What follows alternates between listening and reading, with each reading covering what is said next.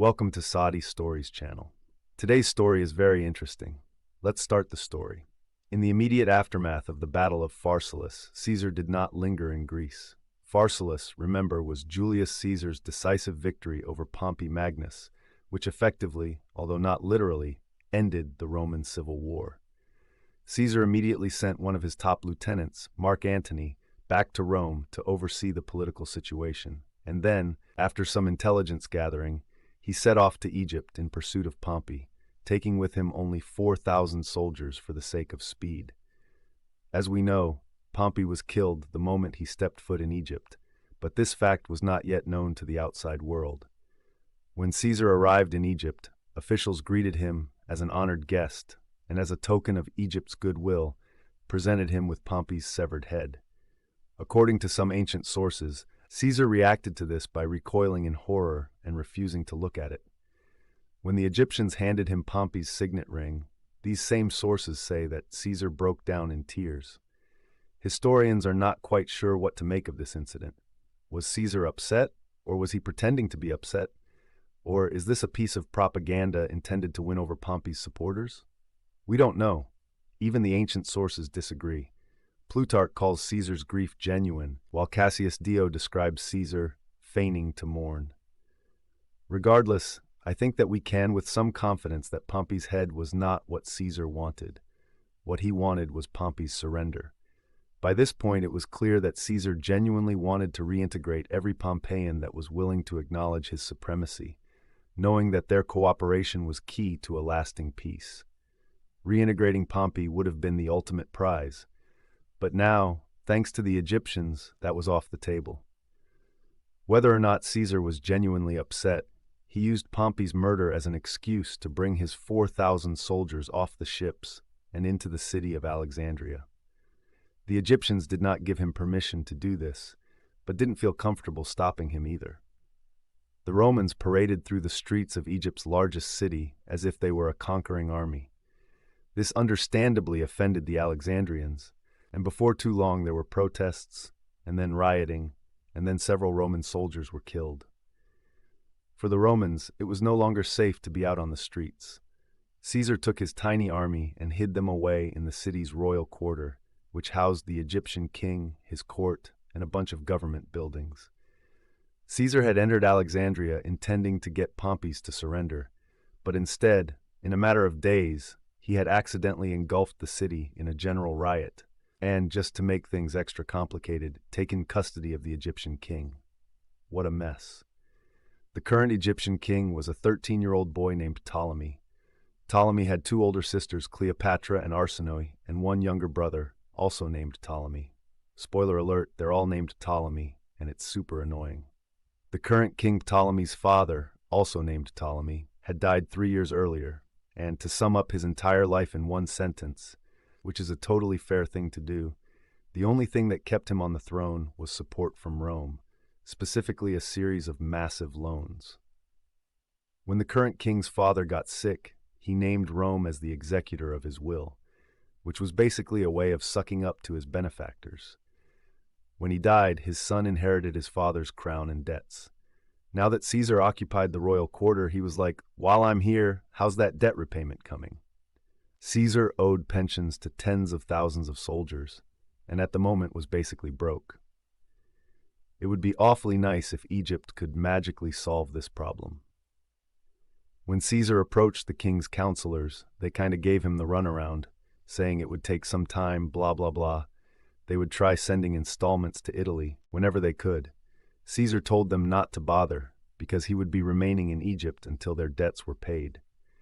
As you can imagine, this was a tense exchange.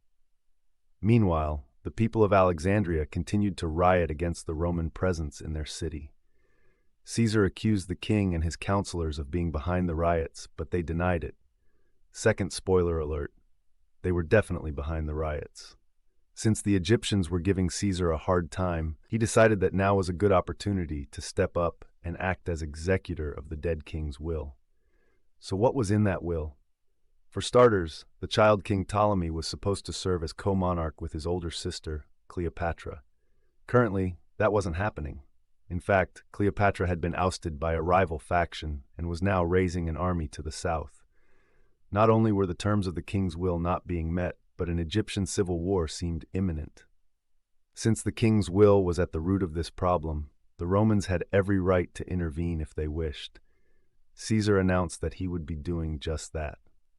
He would mediate the dispute. Naturally, the king and his counselors hated every second of this. Caesar's implied message was clear. If Ptolemy's faction wouldn't cooperate, maybe another faction would. Before we go any further, we should probably talk about Ptolemy's older sister, Cleopatra, because even if this is all brand new to you, you probably recognize that name. Every credible ancient sources describes her as charming and witty and incredibly intelligent. Apparently, she could speak at least 9 languages, including Hebrew and Latin. She was even the first person of her dynasty that could actually speak Egyptian, which was an incredibly tough language for an outsider to learn. She was a world-class strategic thinker. She was often the first to diagnose problems, and when she knew what needed to be done, she was absolutely tenacious. The fact that she also happened to be royalty truly made her a force to be reckoned with. So, Cleopatra was attempting to build an army in the south of Egypt, but this wasn't going very well. Then, out of nowhere, a wild card entered the picture and offered to mediate. This could be turned to her advantage, but she needed a plan. And then bam! She had a plan. Cleopatra found herself a tiny boat, disguised herself in rags, and set off on an exhausting 8-day journey down the Nile. Her only companion on this expedition was a dude named Apollodorus, who was a big guy from Sicily who presumably spoke Latin without an accent. When Cleopatra and Apollodorus reached the end of the Nile, they waited until dark and then silently rowed their boat into Alexandria's royal harbor. At the docks, Cleopatra stuffed herself into a laundry bag, and Apollodorus hiked the bag over his shoulder and casually walked into the city. With his flawless Latin, probably, Apollodorus was somehow able to talk his way into the royal quarter, and then into the palaces, and then into Caesar's private chambers. Once in Caesar's presence, Apollodorus set down the laundry bag and revealed Cleopatra, still dressed in rags and still a mess from her 8-day journey down the Nile. Nevertheless, Caesar was impressed, as I think we all would be, and grew even more impressed as he heard what the Cleopatra had to say. We don't know exactly what happened on that first night, but we know that within a matter of time, it was clear that Caesar and Cleopatra had begun an affair. Caesar decided to side with Cleopatra in the dispute with her brother, announcing that Cleopatra and Ptolemy were to serve as co-monarchs, just as their father's will instructed. Let's not get too hung up on the fact that Caesar and Cleopatra were sleeping together, though. Caesar already knew that Ptolemy's faction was behind the riots. It had been nothing but thinly veiled hostility since the moment he arrived. It made a lot of sense for Rome to throw their support behind Ptolemy's rival, no matter who that was. Obviously, Ptolemy and his counselors were not happy with this new arrangement. Shortly after Cleopatra's arrival, 20,000 Egyptian soldiers descended on the city. The anti-Roman riots suddenly shifted into a formal blockade with the full support of the Egyptian military. The Siege of Alexandria had begun. Caesar sent a bunch of frantic messages to allied kings in Syria and Asia Minor, but even in the best-case scenario, help was months away. Within a few days, it was no longer possible to get word in or out of the city, and Caesar's 4,000 Romans were trapped in the royal quarter. Any attempt to negotiate was met with violence. The king and his counselors, who were still under Caesar's care in the royal quarter, claimed that this was all happening against their orders, which was obviously a lie. Caesar made the first move and seized the nearby royal harbor, which was home to both the Egyptian and Roman fleets. There was some intense fighting down by the docks, but in the end, the Romans were able to set fire to a bunch of ships, successfully crippling the Egyptian fleet.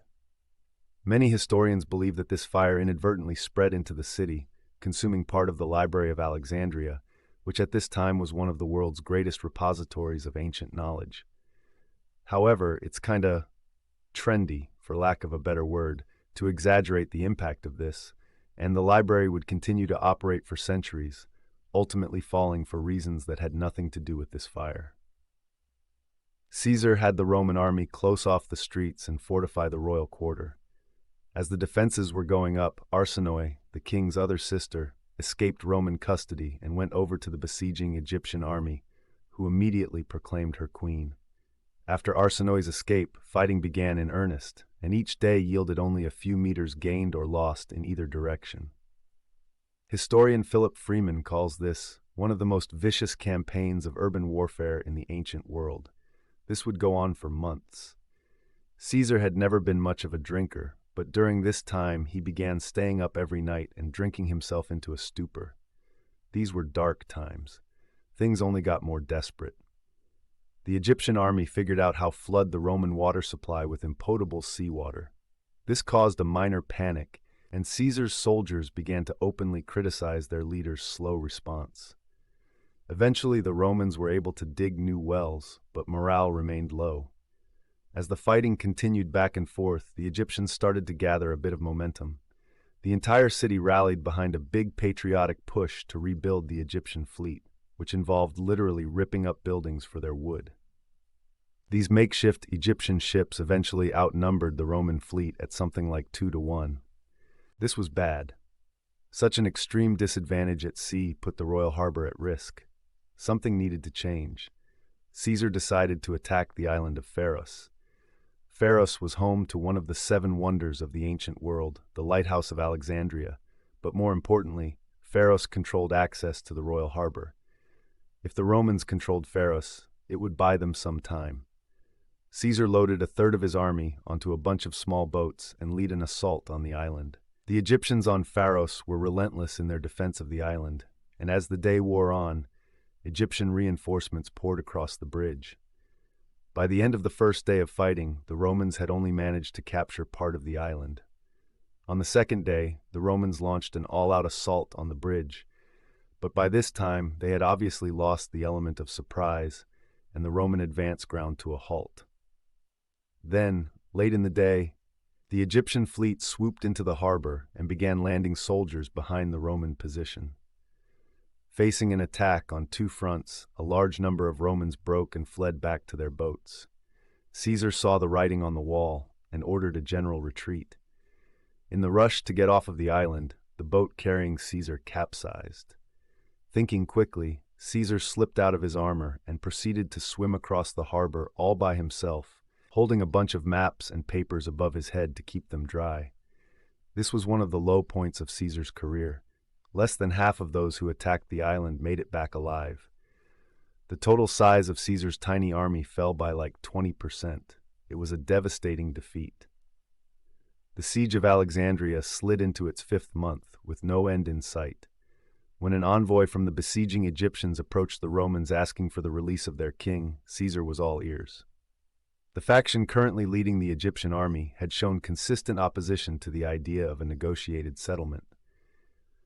Behind the scenes, some whispered that it might be a different story if Ptolemy were in charge. Caesar agreed to release the child king and his counselors, on the condition that they come back to him with a peace plan. But Caesar was had. As soon as Ptolemy and his counselors were free, they ordered an all-out attack on the royal quarter. So much for that idea. About a month later, a foreign ship was able to slip past the Egyptian fleet and into the royal harbor.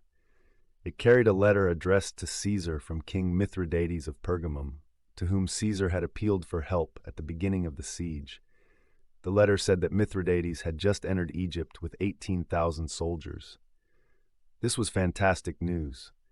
Caesar used this opportunity to load the majority of his army, which was only like a couple thousand soldiers, onto his ships and sail away, leaving behind only a small garrison to hold the royal quarter. The Roman ships evaded the Egyptian fleet and sailed east around the Egyptian position to join up with Mithridates' army, at which point Caesar assumed command. In late March, 6 months after Caesar's initial landing in Egypt, a Roman lead army and an Egyptian army faced each other at what historians call the Battle of the Nile. The Egyptians encamped on a hill just west of a tiny little branch of the Nile, with one side of the protected by the river, another by some rocky terrain, and a third by a marsh. Wisely, the Egyptians decided to make their stand here. But naturally, before anything else could happen, the Roman-led army had to cross the river. The Egyptians anticipated this and sent cavalry and light infantry to make this crossing as difficult as possible. But Caesar anticipated their anticipation, and as the Roman-led army approached the river, he sent some cavalry upstream to secretly cross ahead of the main army. Then, when the rest of the army reached at the tiny river, they laid a bunch of tree trunks flat across its banks, forming makeshift bridges. As this was happening, the cavalry on the other side of the river came into view, and the two groups simultaneously charged.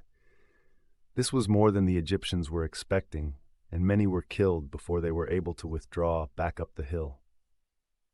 The Roman-led army was already exhausted from a long day's march, but nevertheless, Caesar ordered them to storm a nearby town, hoping that the Egyptians would rush to their aid. They did not. For similar reasons, Caesar decided to encamp uncomfortably close to the enemy, basically at the foot of the hill. Again, the Egyptians remained disciplined and stayed put at the top of the hill. The next morning, left with no other options, Caesar ordered an all-out attack. The Roman-led army charged straight up the open side of the hill. Caesar then split off a small group, instructing them to circle around and squeeze themselves between the river and the hill, where they might be able to open up a second line of attack from the other direction. This didn't go very well. The Egyptians focused their arrow fire on this tiny isolated group, and even brought up river vessels to fire at them from the other direction. This group of soldiers would spend the rest of the battle huddled together on the side of the hill trying not to get shot, and would suffer massive casualties. Meanwhile, the main group were continuing to the uphill attack, but were making virtually no progress. But Caesar noticed that in their zeal, the Egyptians had moved a little too far down the hill, revealing a little gap in their line. He ordered a few Roman cohorts to circle around and see if they could exploit that gap. They got through. The cohorts stormed the top of the hill, and then turned and charged straight into the rear of the Egyptian line. This was enough to set off a widespread panic. The signal was given to retreat back to the Egyptian riverboats. It was not an orderly retreat. In the confusion, the ship carrying King Ptolemy capsized, and the child king drowned in the Nile.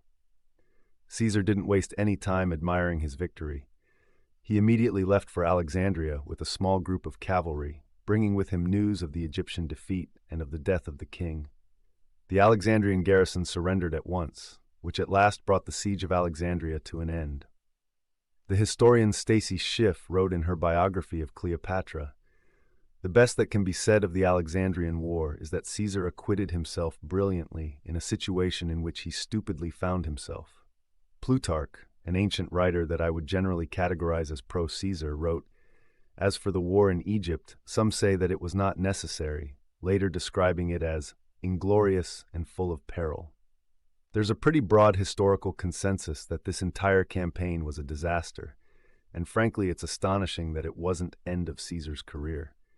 But now that Cleopatra was fully empowered in Egypt, a peace deal was possible.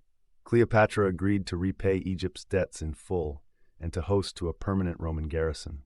She also agreed to serve as co-monarch with her last living brother, also named Ptolemy, and to let the Romans take her sister Arsinoe back to Rome in chains.